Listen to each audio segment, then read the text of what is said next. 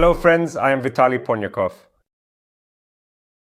According to the Wall Street Journal, leaders of the People's Republic of China have reportedly crossed President Joseph Biden's red line regarding the war in Ukraine.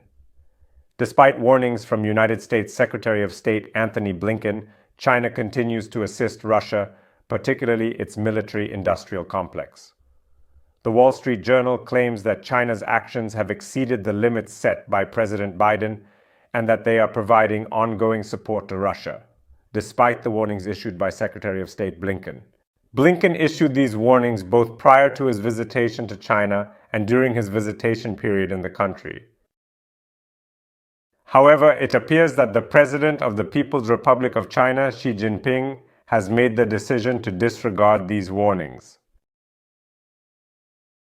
On the day when the Secretary of State of the United States was in the Chinese capital, the ministers of defense from the People's Republic of China and the Russian Federation deliberately met in Astana, making a demonstrative show of their presence and cooperation. And one of the closest associates of the chairman of the People's Republic of China, nearly at the same time in Moscow, was participating in a conversation regarding the intensification of cooperation between Moscow and Beijing in the field of intelligence activities. Therefore, it is still completely evident that establishing strategic cooperation with the Russian Federation is one of the important tasks for the leadership of China. And this remains unchanged and unquestionable. And obviously it is not just about Russia. It is about the willingness of Beijing to destabilize the Western countries wherever it can be beneficial and advantageous for its own interests and strategic goals. We have previously discussed that the meeting between the defense ministers of Russia and China took place on the exact same day when the Secretary of State of the United States was present in the capital city of China, Beijing. However, it was an official meeting that took place under the lenses of cameras, capturing every moment and ensuring an accurate record of the proceedings. And here is a meeting that was not reported, including by Antony Blinken, and which also took place on that very day. It is talks between high-ranking Chinese officials and diplomats and representatives of the terrorist organization Hamas, who arrived in the Chinese capital city for discussions regarding their respective interests and concerns related to their ongoing activities and regional dynamics. And this was an unmistakable and blatant challenge to Washington. Perhaps even a deliberate attempt to sabotage any potential resolution of the situation in the Middle East, which President Joseph Biden desperately needs in order to address the pressing issues at hand. Therefore, it is crucial to derive relatively straightforward conclusions. China will persist in providing support to its allies who are prepared to utilize their resources in opposition to the Western powers that pose a challenge to them. China is interested in the success of Russia's war with Ukraine, in the destruction of a state that is prepared to resist Russian aggression, as it demonstrates Russia's strength and influence. The defeat of Ukraine for Vladimir Putin and Xi Jinping is a defeat for the West. And the more embarrassing and ultimate this defeat will be, the greater the magnitude of the joint success achieved by the Russian Federation and the People's Republic of China will become. China will work towards this success. Destabilizing the situation in the Middle East, the impossibility of ending the war between Israel and Hamas, and maintaining Hamas's leading role in Palestinian autonomy provide an opportunity for China to exert successful pressure on the situation in the region. China will make concerted efforts to achieve success in this particular issue that is of utmost importance. The upcoming fairly significant story to keep in mind is the United States being compelled to withdraw from Africa due to external pressures and circumstances. In the Sahel region, intelligence agents from Russia and military personnel from Russia are displacing their counterparts from the United States of America.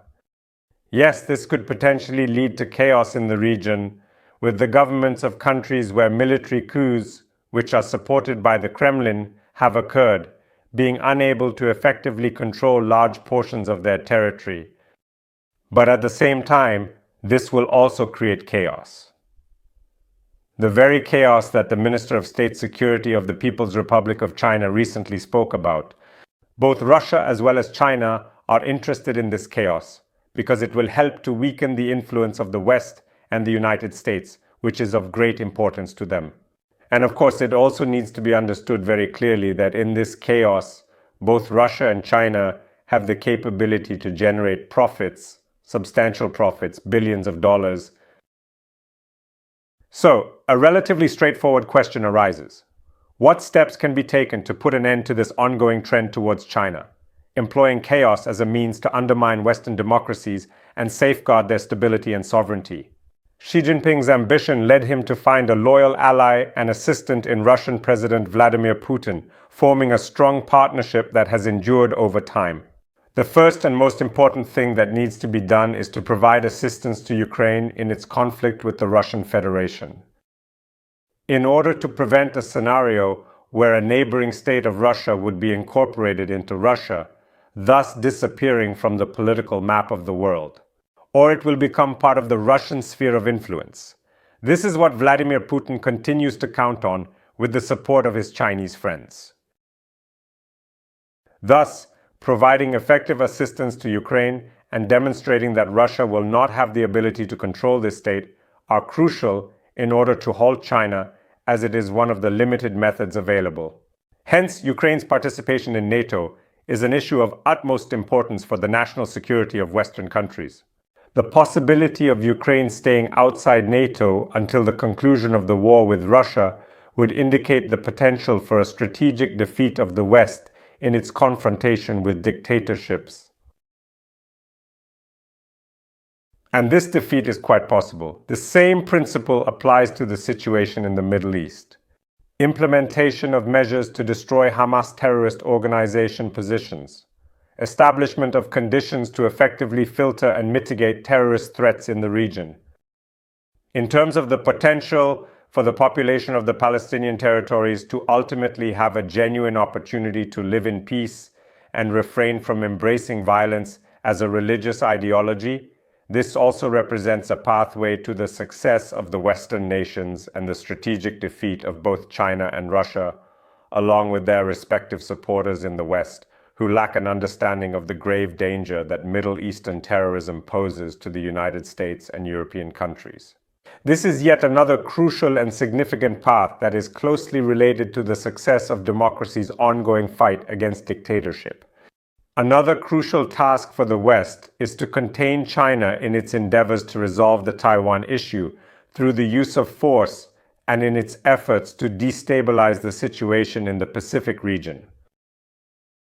By combining all of these tasks, including Ukraine, Russia, the Middle East, the Pacific Ocean, and Africa, we can already observe that this is not a state on the verge of war, but rather a state in the midst of an ongoing war, making it a wartime state rather than a pre-war state.